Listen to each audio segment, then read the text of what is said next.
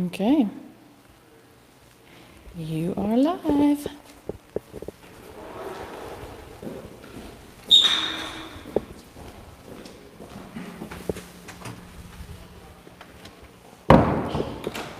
Hey, Rusty. Switched up the spots a little bit.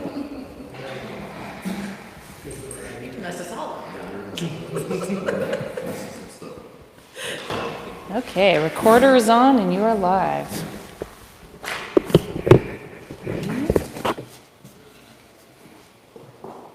Okay, y'all ready to get started? Absolutely. Sounds good. Okay. So I have in front of you, I just put the agenda, I didn't print out the whole agenda again, but it's kind of listed out on one of these slides if that works for you guys. And then I'll just walk through the presentation and we'll kind of go from there. Before we get started, I've got to acknowledge to you guys and apologize that last time during the meeting, the recording cut off at 45 minutes. And it's because I didn't have that Mevo attached to the battery stick and it just completely died. So luckily we have the minutes, and then I talked to the mayor and I looked back at what we talked after that 45-minute mark, and most of kind of the meat of the discussion luckily happened before that. But just so that if you all notice that and you're like, what, I thought we met for longer than that, or if anybody had any question about the second half of that meeting, happy to acknowledge it and just kind of sorry about that. I'll blame the newness on that, but now we've got the recording and we're on the Mevo correctly, so we'll be posting the whole thing after this. Wow. Police. It sounds like funny talk, so hopefully they're okay with it. So anyways, so we'll go through first the minutes. In front of you there, you've got one printed out. And if you all want to take a minute to read it, and whenever someone's comfortable, go ahead and make a motion.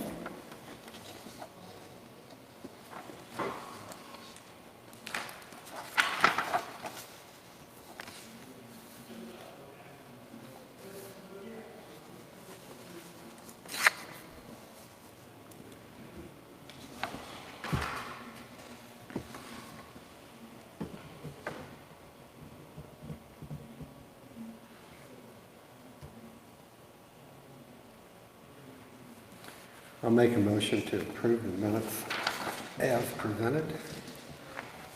Second.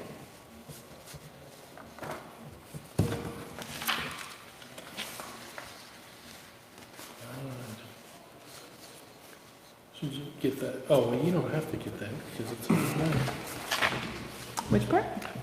Who made the motion? I did. Yep, I got Scott and Kelly. So all in favor? That's next, right? Yep. Discussion is next. Oh, thank you. Any discussion before we vote? Okay, all in favor? Aye. Opposed? Oh, Okay. Okay. So next I've got here, we'll go through the reports. And under the staff report, the first thing I wanted to share with you is some just general updates on some of our economic development activity. And one of them I think is pretty exciting. I don't know how many people have heard about the confirmed tenants on Marketplace yet? Would you like the joy of announcing, or do you want me to? go ahead. Okay, so we are excited to say that the 3 confirmed groups that have gone into Marketplace, meaning they haven't, you've probably seen there's a construction trailer out there, they've been doing utility locates, so things are moving. But these are groups that have submitted their application, they've gone through all the plans, we have the plans in our office. And that would be of course, the Price Chopper, we've got the PAX, Ace Hardware, and then Taco Bell is the third one that we know about now. And we know that there's multiple other plats for kind of restaurants and other kind of sites and pads on that area. But those are all ones that we haven't actually gotten any drawings, any submittals for. But the Taco Bell is one that's confirmed. We shared it with the board last week. And so really you guys, I don't know if you've heard through the grapevine, but it really hasn't gotten out there yet very much. Probably just because it we haven't made a big, until they break ground, we haven't necessarily done, we're not doing a ribbon cutting for a plan. But since we've got the drawings, then it's something that we can start sharing. If anybody asks you, I mean, I think in your role in EDC, if you want to talk about it, feel free, share that news. It's pretty exciting. Hardware is moving out there too? Yep, so PAX, it's a PAX Ace Hardware, and they'll be moving, as I understand it, it'll be an upgrade. I don't know the details of Right. how many square foot, and that's been one that kind of from the beginning has been one of the tenants. And then the other ones have been a little bit of a moving target. So we're just excited, I'm sure everybody's excited just to see it moving. Don't ask me about timeline, we don't have the exact timeline yet. There's still a lot of preliminary underground work that, you know, you can find anything out there and throw off your timeline. And this construction season, you know, winter was just horrible for, if anybody's been asking you about, because we did expect them to start moving a little bit sooner this year, and just everything's been delayed. And a lot of it is not just that they're delayed, it's that all of their contractors are working on other projects that are delayed, which delayed the start of this one. So that's really exciting, and we'll be talking a lot more about that kind of with the board and with different groups too.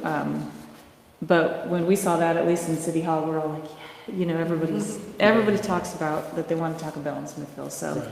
And that'll be just a huge economic driver, so we're really excited about that.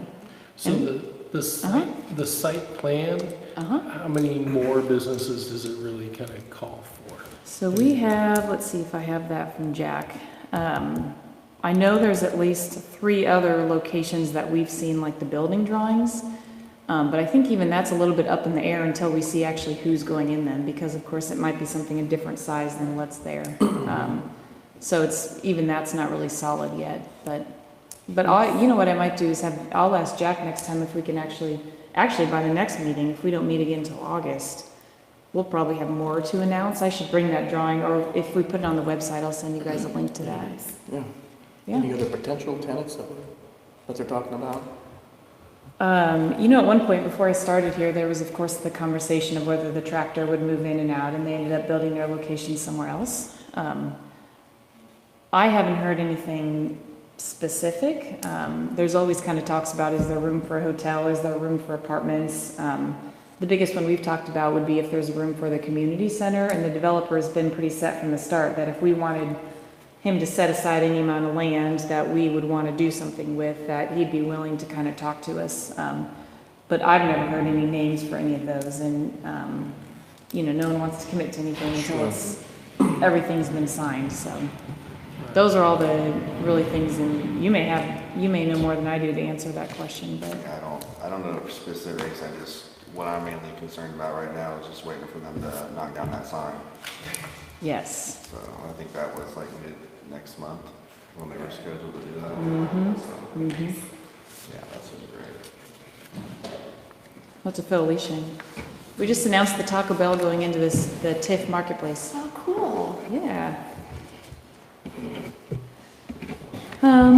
Sorry about that. The other movement that you'll see soon is a construction entrance on the south end of the property. So let me see, I guess that'd be kind of facing, Down by Croft, probably, well, is that what you mean? That would be. it's on the south end, so I'm not sure where exactly it's gonna spit out, but it'd be more like towards your development. And that's really, as you know, just to kind of keep all the mud and everything else from getting back on the roads. A couple other, kind of on the commercial side of things, really exciting developments is there's a new wedding venue project on 92 Highway. Have you all heard about that? You know, I think I was even talking downtown to the hairstylist down there from a vendor perspective. It seems like the connections that you all can make with the wedding venue is, are you looking for wedding catering? Are you looking for someone to do your hair? Somewhere to shop for bridesmaid gifts. That could be a really cool, if they are good, if they're owners that are wanting to try to keep things very local, then we can make some really great connections with them. Jack said the site plan approval is in May, and they should begin construction around May 23rd. And then there is going to be a remodel and expansion of the dentist's office. That's Dr. Stevens' office, just north of Kenred, and it is in plan review. So those are kind of the biggest developments from a commercial side. From a residential side, there are a total of 450 lots to the Smithville residential market that are currently in the works with planning. So that's, 450 lots times 2 to 3 people a house. That's a lot of people. And from what I hear, the demand on the residential side is just going crazy. And these should be a pretty good mixture of price points. That's one thing too, is we want to make sure these aren't all houses in a certain price point and not available to people that are looking for them. But it looks like from the types of developments that are going on, it's a variety. There's Hills of Shannon Estates, Greyhawk Estates at the Ranch, Eagle Ridge, and then Eagle Heights. So it's kind of really all over town and all different types of housing. So that's really awesome. And that's one of the things I'll report upon a little bit later. I've got a little dashboard here with some of those just basic numbers. But these are some of the things that, maybe it's not come into a permit yet or it hasn't gone to the board yet, but these are things that are in the works on the planning side. So really, really cool. Other than that, with economic development, there have been some Clay County strategic planning meetings. You guys have gotten that. I understand from a schedule perspective, they're hard. They're 3:30 to 5 on the fourth Thursday of months. So for a lot of people, those are really hard to make it to. I would say if you can make it to any of them, go to the one that's the most subject specific to you. So this Thursday is about workforce and education. They're kind of having different topics at each of the meetings. So don't feel like you got to go to all 4 of them if you don't have an expertise in those areas. But I went to the one over at the community center in Gladstone, and it had about 50 people in the room, and it's people from all over the county. So some really good meetings if you're able to make it. Other than that, there's an MEDC meeting in June, so that's the Missouri Economic Development Council meeting. That's down in the Ozarks. I'll be sacrificing and going to the Ozarks in June. Very sad about that. But that's just, of course, just a great networking opportunity and a really important work for us to be involved in. The city pays for us to go, right? You want to go? I heard They'll people. pay for it. I heard people want to go to the conference in Vegas. That's another one. I'll that's go to the Ozarks. I'll take the happening. Vegas. Yeah, you're dying without a problem. I'll send a survey out after the There you meeting. Okay. And then in addition to that, the board has been hearing a lot about medical marijuana. I mean, that's one that it's going to affect many things in the city, but definitely will affect economic development, probably in ways that most people in Missouri don't know yet and don't understand. But it will bring money to town. If we do end up with certain facilities in town, it will come with costs too. But we are expecting that will have an impact on economic development. And that's, again, a reminder, that's really not happening until 2020 when you'll start to see that activity. But, I mean, we've done zoning, we've done all the prep work that needs to be in place to get that done. So any questions about kind of some of those general activities? Yeah, if you have any more questions about the wedding venue thing, I could probably Oh, answer yeah. some of those. What do you know? Anything to add that I didn't say yet? Well, it is my wife's sister and her Oh, husband. wow. So- I should let you roll that one out. And I do know that they are definitely open to having community events and other activities out there. So they'll have a pretty decent sized parking lot, of course. And maybe they do, car shows or Yeah. whatever. They're building a new activities. building? Yeah. What square footage of it? What was it? Do they need I think insurance? I think it was around 6,000 square feet. or I'm something. thinking of the event. So, yeah, what would be the occupancy or something like that, Let's like go back, insurance. 300-400? Yeah. I don't remember what they said it was for total number of people. I know that they've told me, but I It's wasn't. 6,000 square feet. I think that's. I think It's that's. gotta be like Big. 300, 400. 300 to 400 people, I'd say. That's kind of what I was thinking. It's good sized space. But I know that they were not intending to have a kitchen there. They wanted people to bring in. They'll have a kitchen space, but not. Clean all- up. Yeah, so they won't have a stove and all that stuff. They won't have stuff cooked on site. Sure. The caterers will bring the stuff. And they would expect to host weddings and that kind of stuff. Right. Is it construction completed on that, or is it? Oh, no, they haven't Oh, broken okay. ground yet. Yeah. When is the estimated completion date? I don't have that. Is it going She towards said Friday? May 23rd. May is when the site plan It's, the same is, one. yeah. it's just to the east of the high school, but, you know, on the south side of the street. Yeah. Nice. That'll be, I mean, I hear about a lot of people in Northland getting married in Weston and things like that, but Mhm. Smithville would be, That'd be great. that would be Yeah. awesome. Yeah, so it'll be back far enough off the road that, you know, you can get all the road and everything. And it kind of backs up the hills of Shannon, so they're kind of going to occupy that space kind of Nice. in between 92 and hills of Shannon. Nice. So, yeah.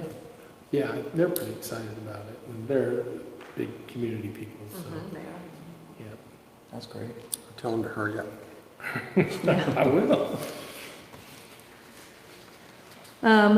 One reminder about the strategic planning, so the main session for that is Saturday, June 8th. It's from 9 to 3 at the school district. And that really is kind of the main session for the strategic planning session. So the goal at that meeting is to really kind of focus with the community about what should the priorities be for the city for the next 5 to 10 years. We've heard from a lot of people that there's just a lot of things going on that day. I just learned today about a race that morning. It's the day after school gets out. I mean, you name the sporting event, there's a sporting event that day. Some people work on Saturdays, so it's a very busy day. So I can definitely tell you that if there's someone that can't be there, there's other opportunities. We have a survey that I just posted out online, and I'll be sure to email you guys a link. There will be 2 further dates later in June. That's more of an open house, you know, come in for 30 minutes kind of a session. And then, of course, there'll be discussions with the board so people can kind of give public comment in that way. But really, the best way, if you want to be involved from the start to the finish, is to be at that June 8th meeting. We are asking all of our boards to be there or at least have a pretty good presence there. So definitely, if you guys are available and wanting to be in the strategic planning process, really make every effort that you can to be there. Very important to the board, very important to the mayor. And then kind of stemming off of that, we'll update our economic development strategic plan, because a lot of the things that we need to be focusing on really are going to come out of that kind of community strategic planning. So there will be a lot of things that will tie back to that. So whatever efforts you all can make to be there would be great. So far, we have about 50 people signed up, and it really is people from, other than students, we were talking about, we'd love to have more of the, you know, even 16 to 20-year-old, I just picked that age range, but it really as young as the student, as long as they can sit there from 9 to 3 and are interested in that kind of a thing, then we'll take them in the meeting. But definitely, I think we could use kind of that younger age that hasn't quite signed up yet. There will be breakfast, there will be lunch, so they will be taken care of that day. I know they just get out of school the day before if they go to school in Smithville, so they have to end school and then be right back at school. And then if they're in summer school, they're back at summer school that Monday. But it's going to be really cool, and it really is about their future. So it would be a really exciting meeting. Our group that's facilitating that is out of Minneapolis. The gentleman leading it is from Ireland, and the woman is from England. And they have a global view of strategic planning, and they specifically like working in cities like Smithville that are kind of right outside urban areas. They think that really we're the future of urban development because we're kind of close to the agriculture, we're close to transportation, close to the airport. So they're really excited about working with us to kind of pull our strengths out of all that. One plug for the downtown ribbon cutting. There will be a Main Street ribbon cutting on May 11th. That's at 10 a.m. There will be a lot going on that day downtown. So starting at 8 a.m. is the mayor's Humphreys 100-mile bike race. So that one, there's a race. Rusty, this is another one you could speak to. It's anywhere from a kid race, so like a kid ride that's a mile or even less than that. Kind of a fun run, whatever distance you can do, up to 100 miles. So there are racers coming in from all over the country to do a 100-mile bike race starting at 8 a.m. from Heritage Park and then going and doing the trails around the lake. Really cool economic development driver. There's been one before, this is the second one, and we've already more than doubled the entrances. And these kinds of races are really known to really drive different groups to the city. So on that day, in addition to the people that are racing bikes, there's going to be kind of a Bikeville festival in Heritage Park. There will be things related to bikes, so if there's chiropractors, there's for example, groups like Rusty's group, there's different people providing things that are kind of specific to the bike riders. But it's also going to be food. There's going to be, I'm excited about Betty Ray's ice cream truck we're bringing up, and then 3 other food vendors from around town. I know one's a taco one. I can get you that list. You might know them, Brian, just from hearing the names. Chris Cakes. There's a taco group, and then another, I can't remember what type of food, but another kind of food vendor to be at Heritage Park. All leading up to the, of course, the car show that's going on down in the courtyard area. So we're really hoping that really it's an all-day family affair that you can come, you know, play on the new park equipment at Heritage Park, go to some of those vendors, and then just walk down the street and go to the Larson's car show. So definitely, if you all can, you know, if you had to pick a time of day to be there, I'd say the ribbon cutting would be pretty exciting. That's also going to be a pretty busy time of the day, but that's before the car show, so it's you'll beat a little bit of the car show traffic. And then, of course, during the car show, I guess after maybe 2 or 3 p.m., that starts to get busy. And then there's even the band playing at night. So come for any or all of that. Should be a really exciting day. Yeah, and the bike race is a pretty fun activity, and it's focused on gravel roads as much as possible. So it's out away from the traffic. It's really peaceful. People are riding, the people that are serious about it are riding gravel specific bicycles, and you could do it on especially the lower mileage ones on just a regular mountain bike or anything that has a little bit wider tire and a little bit lower tire pressure. You wouldn't want to take your road bike that's is purpose built for riding on something as smooth as this table, because the tires are a little narrow and they get in the gravel and they don't sit on top of it. It doesn't roll as well. But it doesn't have to be a really specialized type of bicycle for that. And then there is a 10 miler, which is just kind of for fun, and that I don't believe there's a charge for that at all.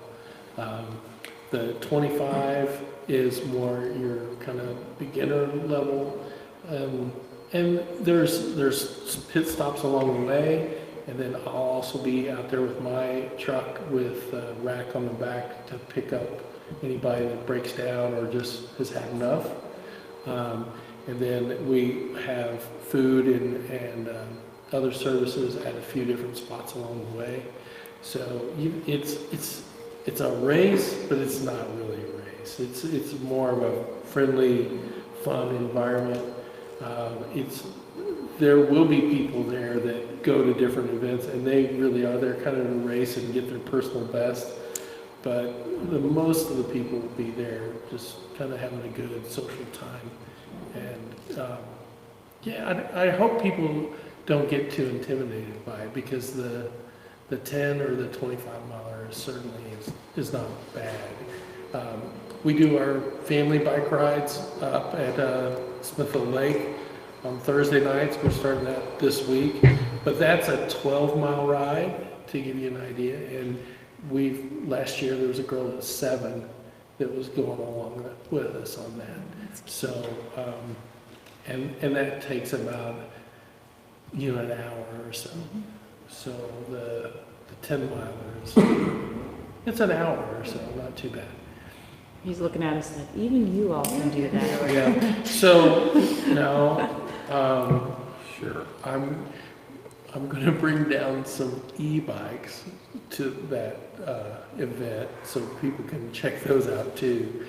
So they basically have a battery and you pedal it makes it easier. It doesn't have a throttle, it doesn't go by itself. But I don't know if people were interested in doing the e-bike class. I know the mayor talked about allowing them or even having a class for e-bikes if enough people wanted to do it. But that's another way to make the miles go by a lot easier and more quickly. So about electric scooter. No. No. Think those go in gravel very Like a well? motorized recliner Yeah, would be how more about- mine. Yeah. We'll meet you by the food. But the e-bike, they are actually classified as a bicycle. The ones that, for instance, we sell, and because they don't have a throttle, they will not go by themselves. It's just a I call it the magic bicycle. It's just easier to pedal.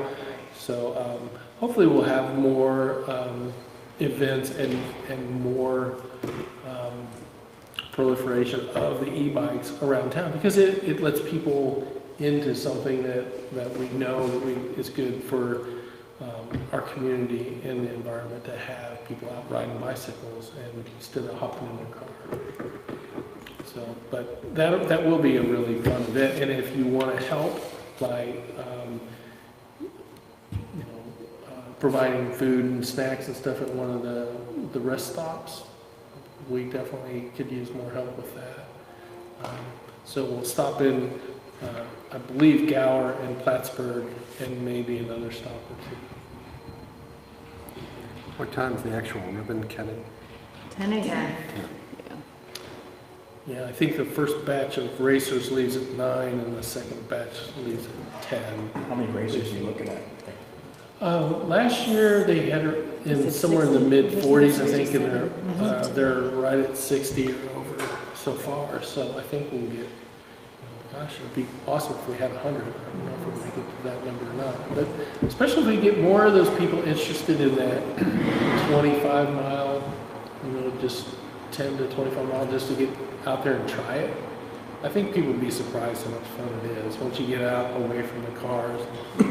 It's a really nice route, and it's not too hilly.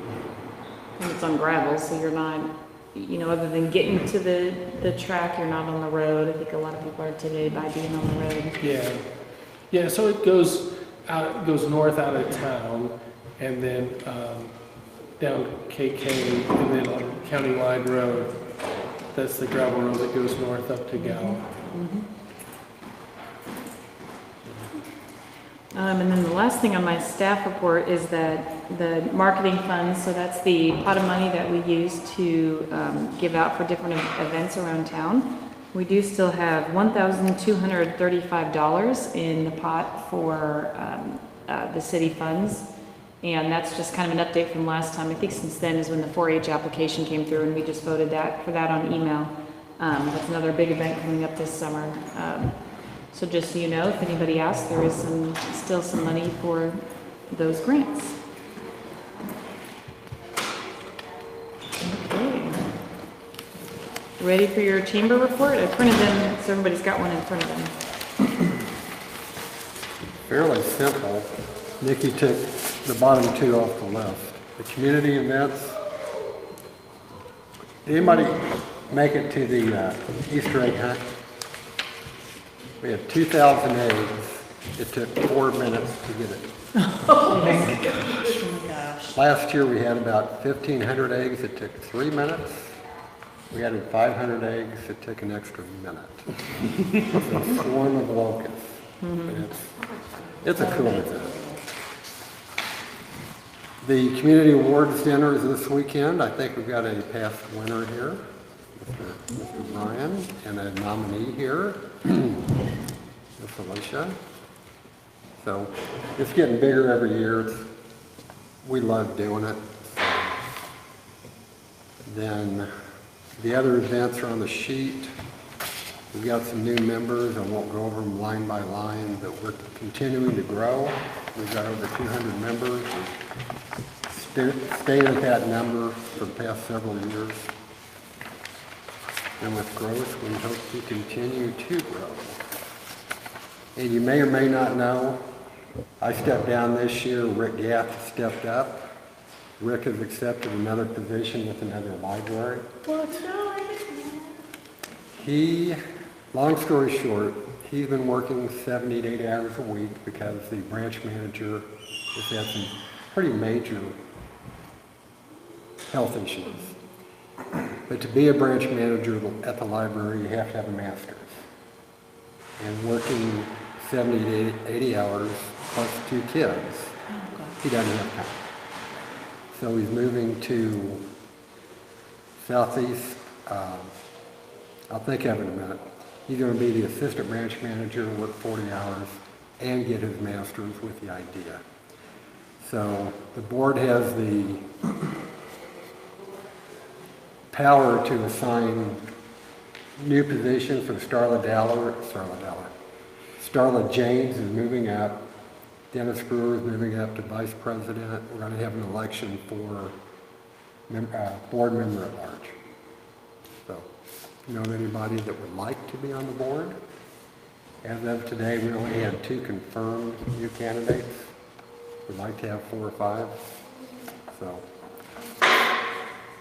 that's where we are. Any questions, thoughts, comments? Pleasure to be here. Did I do okay? You did great. And actually, I'm glad you brought up the members because you reminded me that the one addition to this report I asked from Carol was to have just kind of a running total of membership. And just exactly like you said, it's pretty much flat from last year. So, you know, the goal is around the 200 number. But the membership isn't really growing. It's not declining, but it's pretty much just exactly staying steady. Dr. Schutz could not be here due to an event happening tonight, but the one thing he wanted to pass on was that the school district will begin everyone's doing strategic planning. They're doing their capital planning process that focuses on kind of their buildings and facilities. Not doing it yet, but he just wanted to give everybody a heads up that pretty soon you'll be hearing about how to get involved in that process. And then over to you, Chair. What else do we have left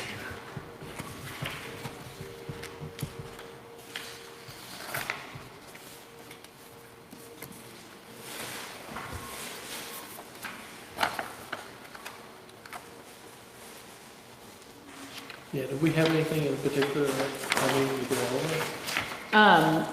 No, I think maybe to circle back on a few things that we talked about last time.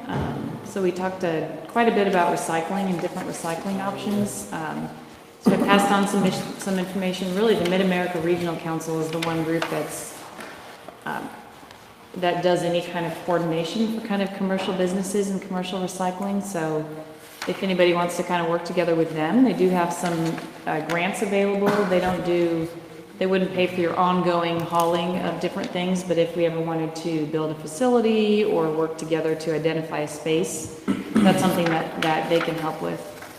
And the other thing we talked about quite a bit last time was the marketing. You brought up the Missouri Life magazine, and we talked a lot about kind of what budget number, what request. And I did have some initial conversations and wanted to let you know that just generally there's, I would say, not a huge support with the mayor and the board to use all of our economic development money for marketing. Everybody acknowledges that that's a need that we need to fill, and it's kind of always comes down to who's the best person, who's the best funding to fit that. You always want to balance between private, public, combination of entities. So at this point, I don't have a number for you yet about what we'll be putting in the budget process for economic development. That will happen more kind of at the next meeting. We'll have the whole budget ready to go. So that's just kind of some reports back from the last conversation. One comment about the recycling. Rusty was here. Kelly, you were here. Were you here last time? Okay. Sorry, I'm 2 blinds with glasses. I need to pay better attention. Yeah. The chamber talked about talking to the chamber about putting a bin out back. They didn't want to. Yeah. Too much traffic. No control. We can't ask Carol, the executive director, to do any more. So they just didn't think it was kind of within the scope of our activities to monitor that. And it's hard, ours just got picked up because I kept getting $80 charges for people using it as their trash. And if I don't get out there to see what's in there and pull out any trash bags, I get the fine for it, so I was like, I'm done. And that's the common thing that you heard from the school district last time is everybody that's ever had a facility has dealt with the dumping and it's just And I a think very difficult problem right have now. so much I just hate it, but we'll just say the big stuff in the lines when it's taken, but. Yeah, and maybe it does need to be a locked place or, I don't know, maybe with the, Locked or monitored? yeah, One of the two. but maybe with a new price chopper. And, yeah, there might be if there's enough activity there. There's more visibility to be. Yeah. Thank you. Sorry. I don't usually clean during this time. Glad I'm they're just glad cleaning. they're doing it. Yeah. But at least they're clean. So Yeah. that's always- Nick, you touched on marketing a few minutes ago. Yeah, In Smithville area, as a, just kind of backtrack about yeah. the whole native digital thing that we did last year. Is there anything, any traction behind that going on right now? Is that something that we're going to be using in the future? Yes, I'm glad you brought that up because the pictures were taken, kind of as I understand, at the end of really early fall, and they're very kind of summer focused. So it's a lot of kind of lake pictures. There's one at your location, and the discussion at the time was that basically it made more sense to use that around really this time of year because it would be kind of working up to lake season. So we've actually just recently re-engaged with Native because they're pretty much owed us a video that actually I hadn't seen before, and really made them our final payment just now to get everything that we'd initially contracted them for. So we are working on what we see as a rollout plan of using those. I would say that we do own those photos, and we've been using them at least as a city. They're on our website, they're on our social media pages. There was the billboard at one time. I think you guys were part of that discussion. And right now we're really kind of in I'd say we need to put together a plan of how to actually use those now that we have all of them and we've finished paying for them. So is there a plan for the rollout on using their marketing stuff? Or We know that we want to because we paid for it and Sure. it's good. But at this point, we don't have, yes, we want to do, this flyer, this billboard, anything like that. And really a lot of that just comes down to, we need someone with that expertise that knows the best way to be using that kind of thing. And the discussion kind of from a community standpoint is, who's the best person to be making those decisions? I mean, ideally, you want a convention and visitors bureau, someone like the Clay County group that does marketing as part of their function. And Smithville, we just don't have that kind of a function yet. We have the city, we have you guys, we have the chamber. But at the end of the day, marketing is not what any of us are great at doing or our one main responsibility. But we know that we have this great product and that we have other people that are good at marketing, and you guys do it a lot more every day than even we do. So we know we want to do something with it, and we do own them now. We've kind of closed the loop on paying for it, but we don't yet have that kind of specific plan in place.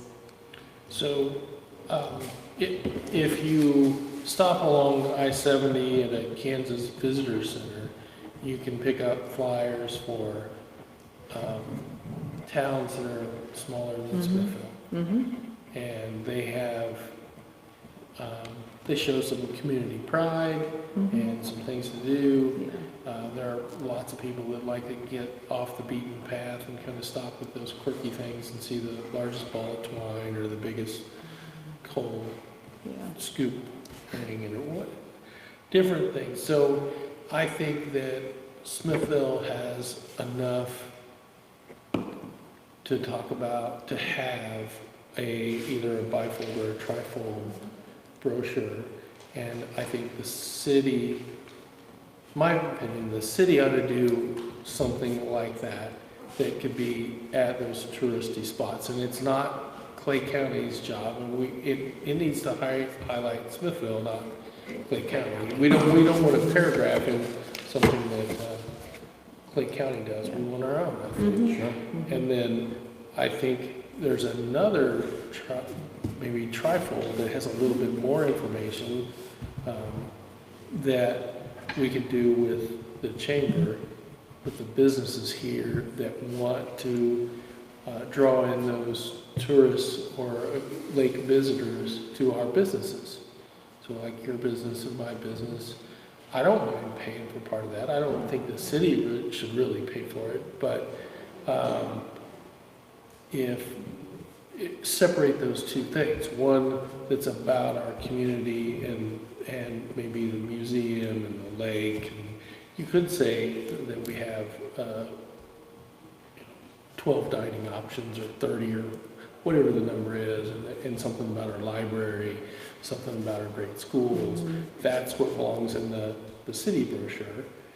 And then the business brochure, that I would think the chamber is probably the best way to collect that information, kind of put it together.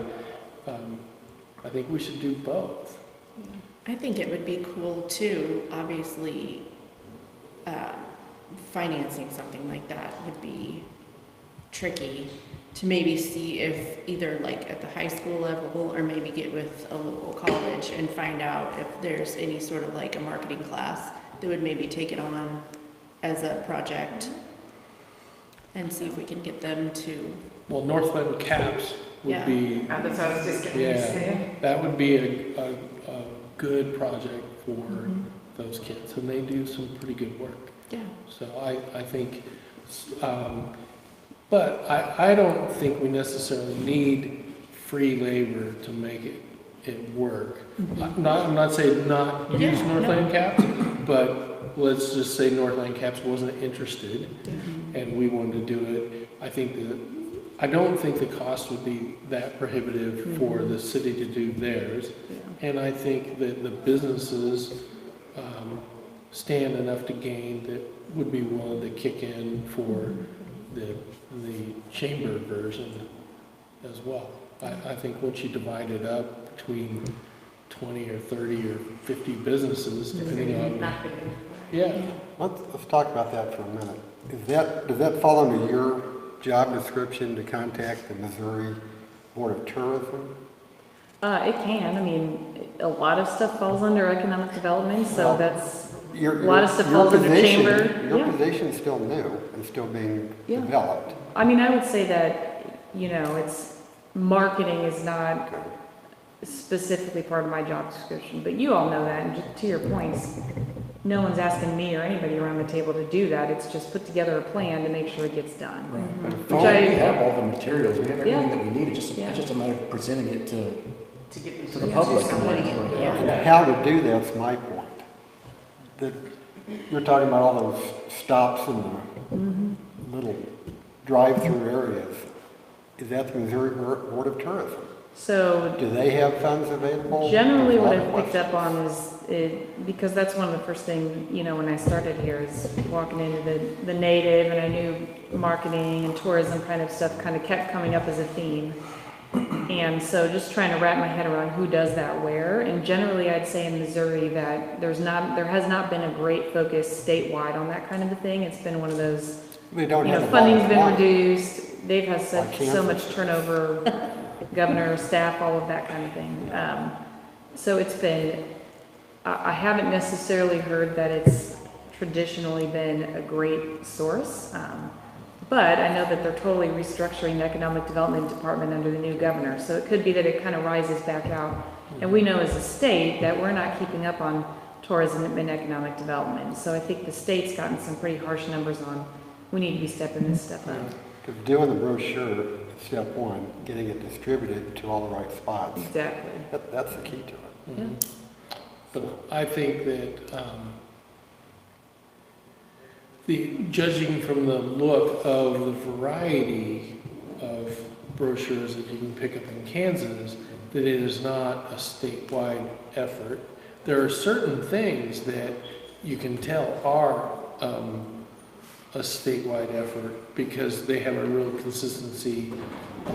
They may be like oriented around state parks or something. So they have the same look across different brochures. And then there's this little town, that little town, and they vary dramatically in terms of, I don't want to say like professionalism, but obviously the amount of budget they had to work with. Some look like they typed them up and on a typewriter and just made copies, and some, they had the high school kids fold them or something. But every hotel has got a brochure off. Yeah, yeah.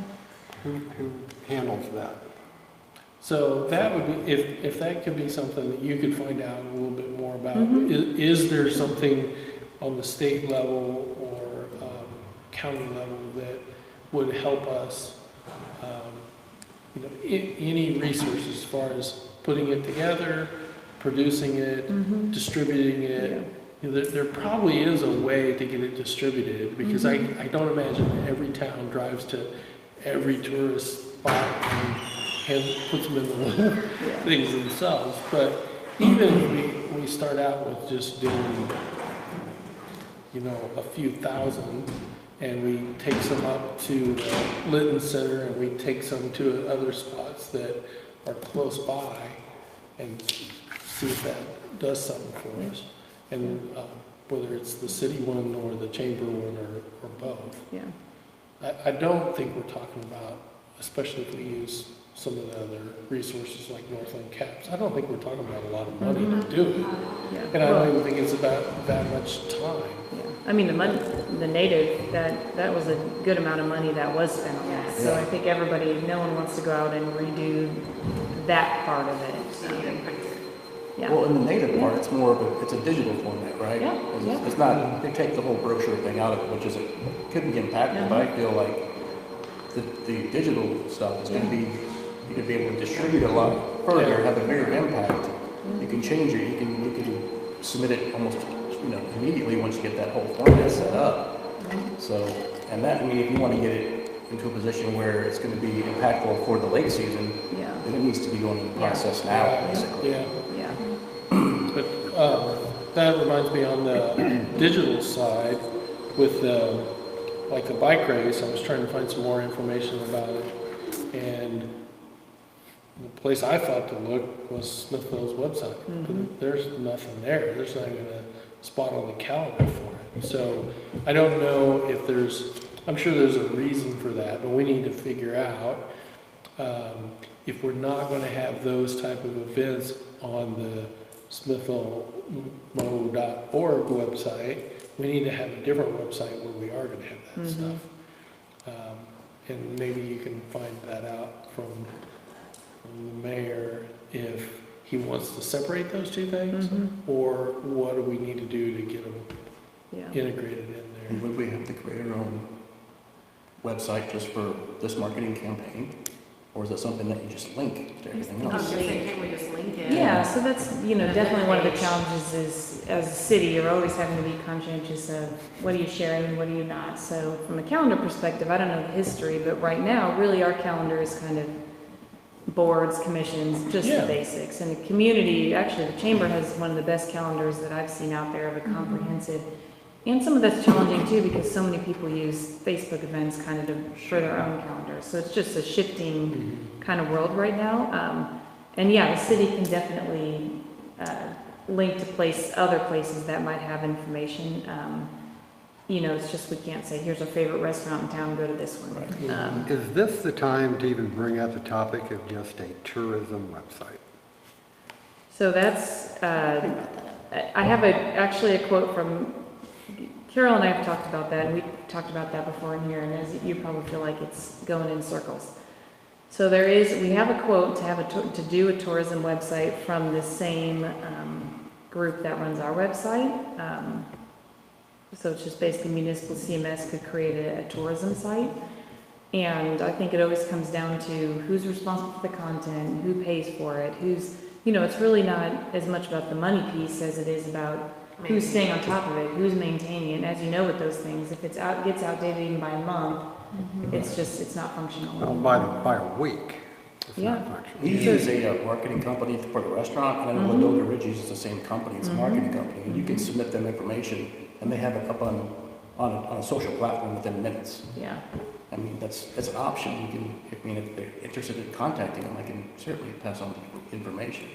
From what I could tell, the city is not necessarily in a position that we want to take the lead on kind of a tourism function, mostly because I think we just think we're not the best people for it. Usually when a city is involved in tourism, it's because they have funding from a hotel tax, bed tax, some kind of visitors tax that they have a function that specifically does that, or is a contract for it or something. Not that that's an excuse not to do anything, it's more kind of that's just why we haven't necessarily kind of pursued that. But I guarantee it's been talked about, I guarantee there's multiple groups out there that can do it. And I would say that's kind of something too that could stem out of the strategic planning that we need to hear from residents is really where do you want to prioritize efforts, money, time?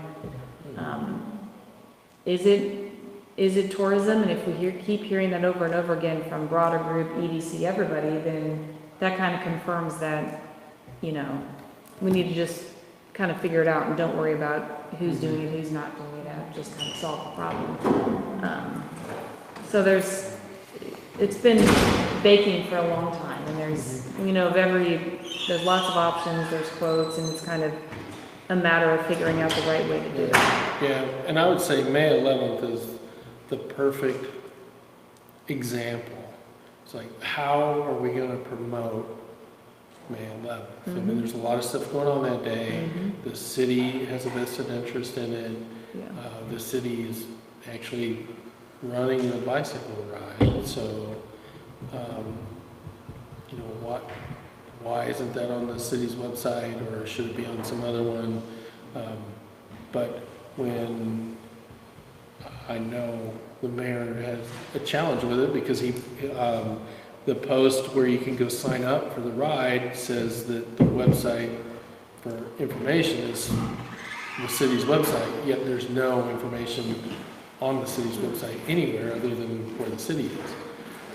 So, I think we just need to, like I said, that event is a pretty good example for figuring out what we need to do. And if it's partnering with the chamber to have those events posted up, I mean, it makes sense for the chamber to be involved with that if we need some separation.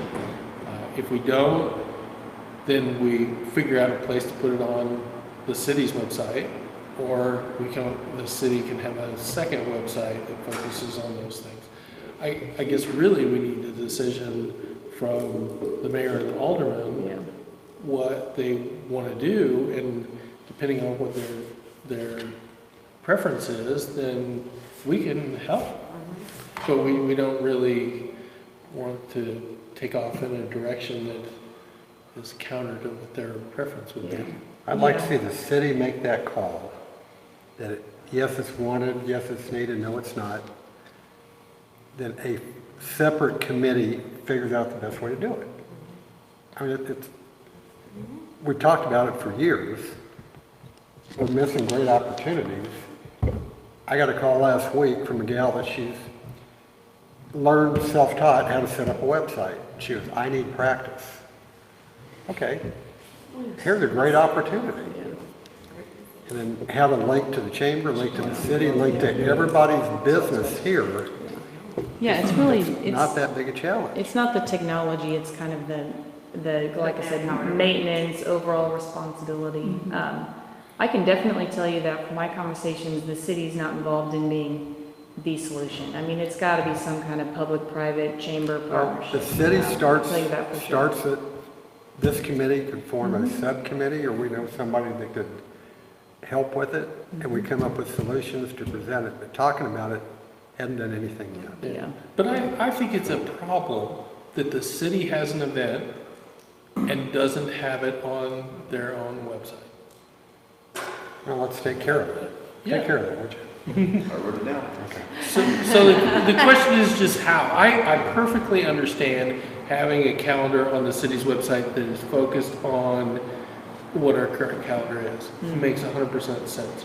But to have a social calendar or a social events calendar, whatever you want to call it, that's separate and different, I am 100% fine with that. I'm also fine with it being chamber or a whole different thing.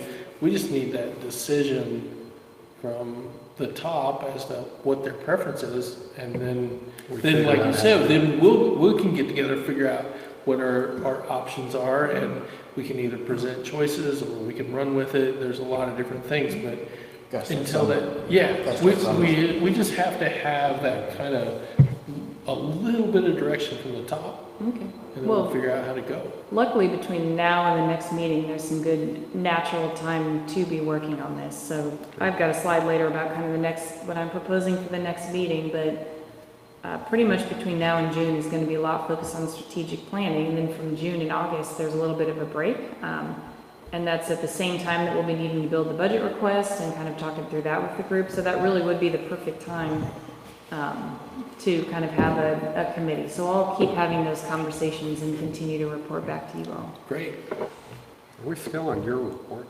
Are you Yeah, done? yeah.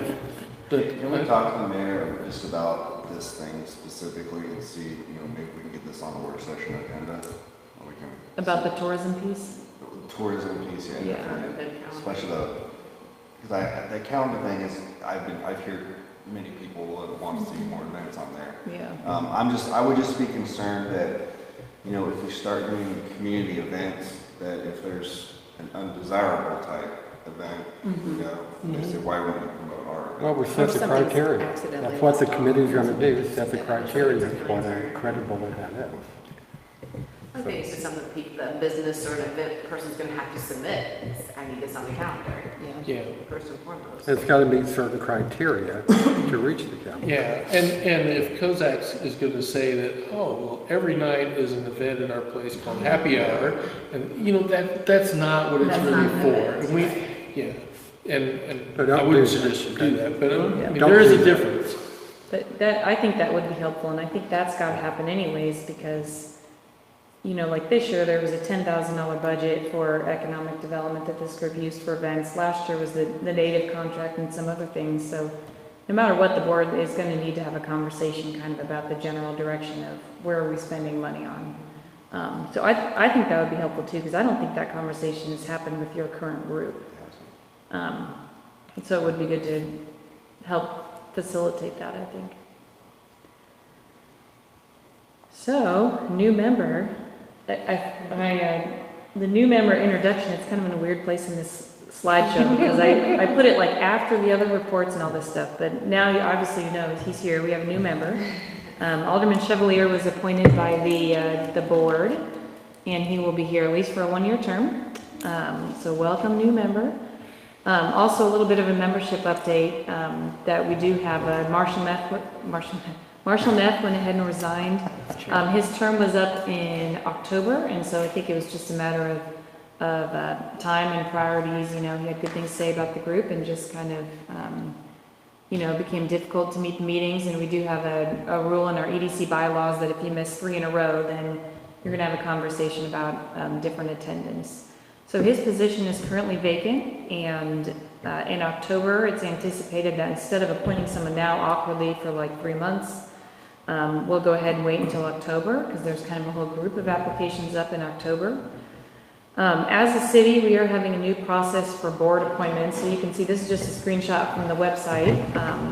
Basically, if you go to our website, one of the tabs now is boards and committees. And it's kind of small up there, but it's planning and zoning, EDC, Parks and Rec, TIF Commission, and then occasionally we will have other kind of special groups for certain, special kind of boards and committees for specific topics. So basically, this is what a lot of cities are doing just to kind of professionalize their boards and make sure that everybody goes through a process. So you actually will in the future fill out an application process, and this will really help kind of formalize this. Like without this, a lot of it is kind of an awkward, like, mayor or board member talks to somebody and there's confusion about, am I in, am I out, did I make it, you know, I didn't even apply. So this actually formalizes the process that anytime anyone goes on any board or commission, they have to fill out this form, attach a resume, and then when it goes in front of the board to be approved, they have some background information on that person. So I will send this out, pretty much everybody, whenever your term is about to be up, you'll get a link to this application, and everybody, even when you're kind of already done a couple of terms or one term, you will go through this process again, because we're just bringing everybody kind of up to the same process and up to the same place. These are currently 2-year terms. Everybody rotates at the same time, or are they staggered? So it's staggered right now, and we're thinking about bringing it to, or at least the same time of year. And that's something we talked about a little bit about last time about when you vote for a new chair. Well, right now we get the new board member in April. So sometimes there's been an election in April because you have turnover, but then there's a new group coming on in October because that's when they've typically expired. And so we at least kind of want to get everybody on that October timeline, and knowing that the new, based on your election cycle, that probably the timing of the board member is just going to always be a little bit off of that. And then, of course, you getting appointed, that whenever there's a chamber or school board opening, that can kind of happen at any point during the year. So we'd like to bring everybody kind of on that fall timeline, meaning that first fall meeting is really kind of the meeting for, it's always when you do a new chair and you have your new members.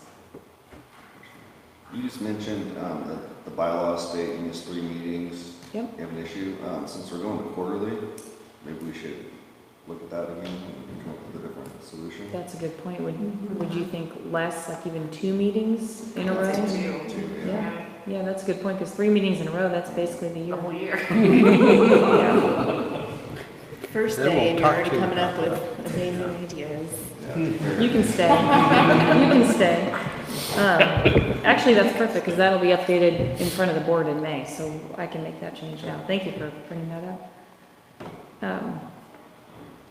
Anything you want to add about, excited about it, being on EDC?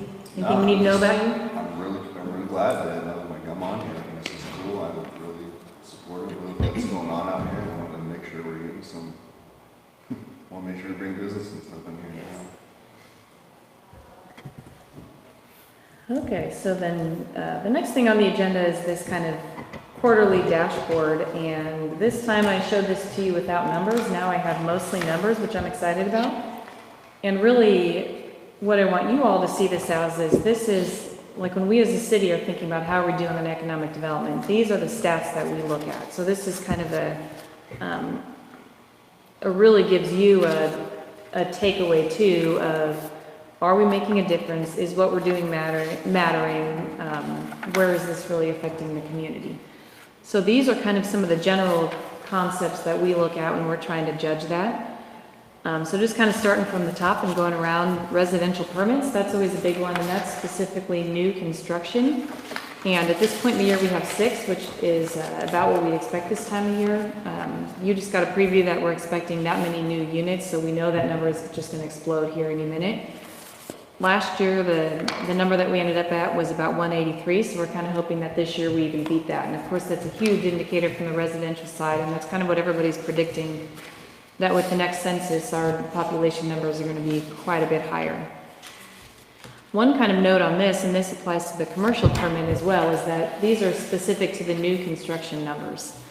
So new construction, and you all may know this, but it kind of just finally clicked into place for me recently, is that in Missouri you have a Hancock Amendment, which is for your property taxes.